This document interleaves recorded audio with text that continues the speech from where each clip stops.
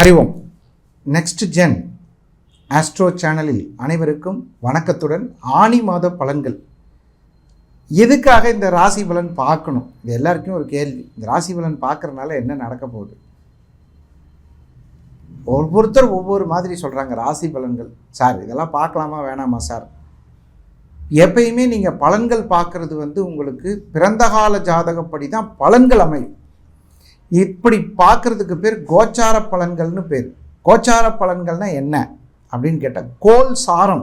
இன்றைக்கி கிரகம் எப்படி இருக்குது, ஒவ்வொருத்தருக்கும் பார்த்திங்கன்னா நம்ம பிறந்தபோது ஒரு டிரான்சிட் இருந்திருக்கும், அதுதான் அவங்களுடைய ஜாதகமாக அமையும். இப்போ எப்படின்னு கேட்டிங்கன்னா, இன்றைக்கி ஒரு குழந்தை பிறக்குது, அதுதான் அந்த குழந்தைக்கு ஜாதகம்.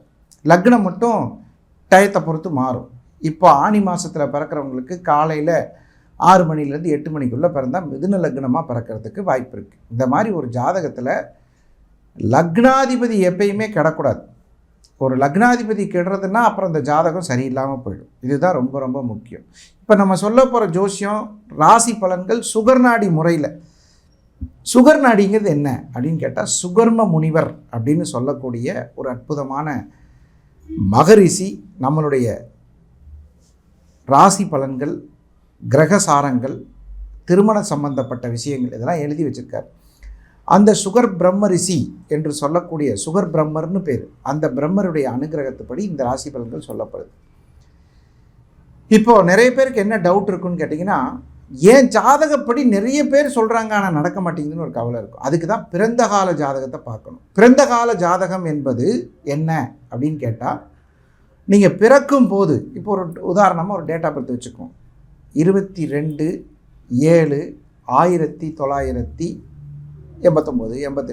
ஏதோ ஒன்று, இந்த டேட்டில் ஒரு டைமில் பிறந்திருப்போம். அந்த ஜாதகப்படியான கணிப்புகளை நீங்கள் கரெக்டாக பார்க்கணும். என்ன தசாபத்தி, என்ன நட்சத்திரத்தில் பிறந்திருக்காங்க, என்ன யோகத்தில் பிறந்திருக்காங்க, என்ன திதியில் பிறந்திருக்காங்க, என்ன கரணத்தில் பிறந்திருக்காங்க.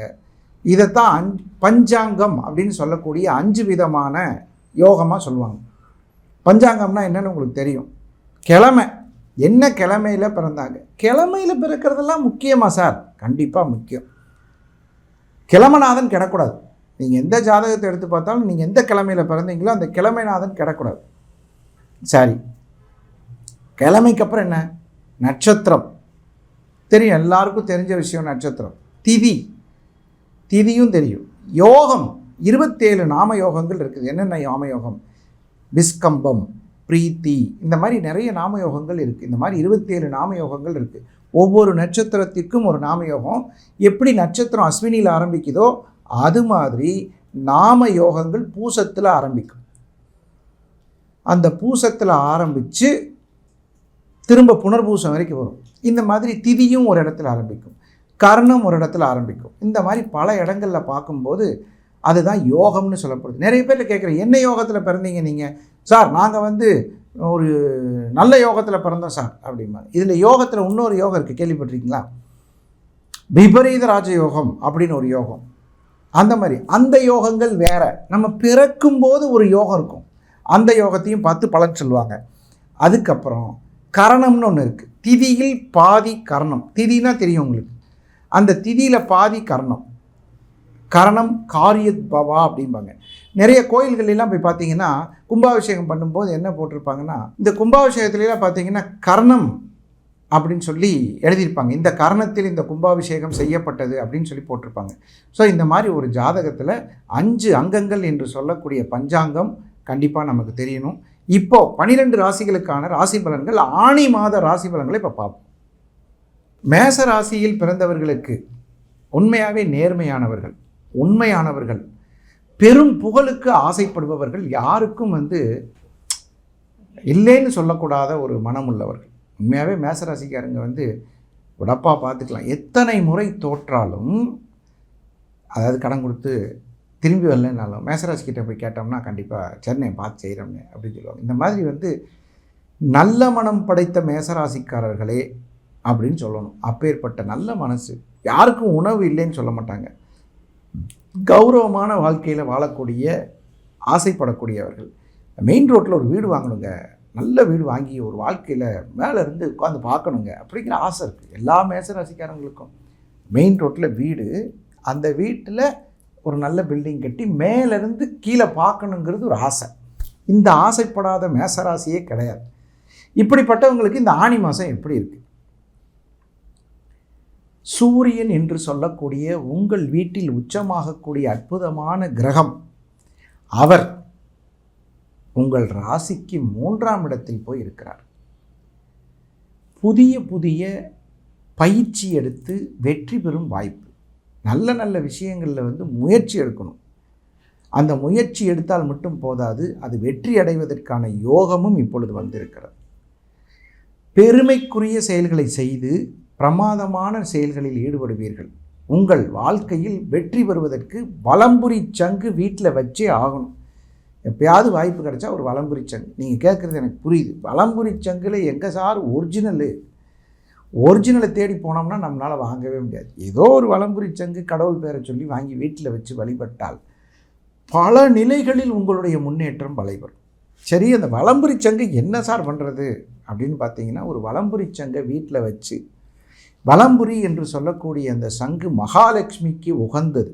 அந்த மகாலட்சுமிக்கு உகந்த அந்த சங்கை எப்பயுமே சும்மா ஏதோ இதில் வைக்கக்கூடாது, ஒரு பித்தளை தட்டில் வைக்கணும். அந்த அம்மாவை நல்லா வச்சிட்டிங்கன்னா பணம் காசு நல்லபடியாக வரும். அந்த மகாலட்சுமிக்கு உகந்த அந்த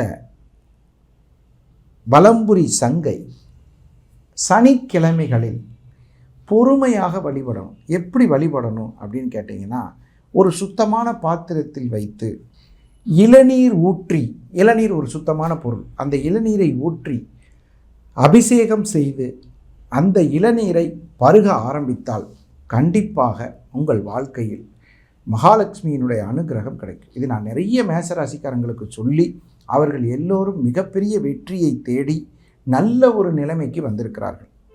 அதைத்தான் நான் இப்போ உங்களுக்கு சொல்லியிருக்கேன். மேசராசிக்காரர்கள் பிறந்தவர்கள் அற்புதமான வாய்ப்புகளை நழுவ விடக்கூடியவர்கள். இந்த ஆனி மாதத்தில் வாய்ப்பை நழுவ விடாமல் வெற்றி பெறுவதற்கு நிறைய ஒரு அற்புதமான காலகட்டம் அமைந்திருக்கிறது. தெய்வீகமான உங்களுடைய சூழ்நிலையில் ஒரு எதிர்கால திட்டத்தை முடிவெடுக்கக்கூடிய காலகட்டம் அமையும். திருமண தடை உள்ளவர்களுக்கு திருமண தடை விலகும். வியாபாரத்தில் நல்ல முன்னேற்றம் ஏற்படும். பணம், போக்குவரத்து, இதில் இருக்கும் இடையூறுகள் சற்று இருந்தாலும் விலகி கொள்ள வாய்ப்புள்ளது. நிறைய பேருக்கு ஒரு கவலை, ஏப்பா எங்களை போய் இளநீ வாங்கி ஊற்ற சொல்கிறீங்க, பண கஷ்டமாக இருக்கே, 12ஆம் இடத்துல சனி இருக்குது, 7.5 சனி நடக்குது, நாங்கள் எப்படி வழிபாடு பண்ணால் பலிக்குமா, திருநள்ளாறு போகலாமா, குச்சனூர் போகணுமா அப்படின்னு பார்த்தா கண்டிப்பாக எங்காவது ஒரு திருக்கோயிலுக்கு போயிட்டு வர்றது நல்லது. அருள்மிகு சனி பகவானின் திருத்தலங்கள் அப்படின்னு சொல்லக்கூடிய திருத்தலங்கள் நிறைய இருக்கு. அதில் திருக்கொள்ளிக்காடு, திருநள்ளாறு, அப்புறம் குச்சனூர், இந்த மாதிரி திருத்தலங்களுக்கு சென்று தெய்வ தரிசனம் செய்து அர்ச்சனை செய்துவிட்டு வருவது உங்களுக்கு மென்மையை தரும், மேன்மையை தரும். மனதில் இருந்து வந்த கலக்கங்கள் தீரும். வியாபாரம் நன்றாக நடப்பதற்கு திருநள்ளாறு சனீஸ்வர பகவான் உங்களுக்கு அருள் புரியக்கூடிய அற்புதமான காலகட்டம். அதே நேரத்தில் 11ஆம் இடத்தில் இருக்கக்கூடிய ராகு பகவான் பல நன்மைகளை செய்ய காத்திருக்கிறார். நிறைய பேருக்கு பார்த்தீங்கன்னா 11ஆம் இடத்தில் இருக்கக்கூடிய ராகு வளர்ச்சியை நோக்கி தான் போகும். ஏன்னா 11ஆம் அதிபதி என்று சொல்லக்கூடிய ராகு உங்களை வளர்ச்சி பாதையில் அழைத்து செல்லும். ஆனால் என்ன, 5ஆம் இடத்துல கேது இருக்கிறனால குலதெய்வ கோயிலுக்கு போயிட்டு வர்றது ரொம்ப நல்லது. 5ஆம் இடம் என்று சொல்லக்கூடிய சிம்மத்தில் கேது இருந்து உங்கள் வளர்ச்சியை மிக விரைவாக அற்புதமான நல்ல பலன்களை நோக்கி நகர்த்துவதற்கான வாய்ப்புகள் ஏற்படுத்தும். இப்படிப்பட்ட ஒரு அற்புதமான நேரத்தில் மேசராசிக்காரர்களுக்கு ஆனி மாதம் முழுவதும் நல்ல பலன்கள் நடப்பதற்கு குலதெய்வத்தையும் திருநள்ளாறு சனீஸ்வர பகவானையும் பிரார்த்தித்துக் கொள்வது நன்மை பயக்கும். வாழ்த்துக்கள்.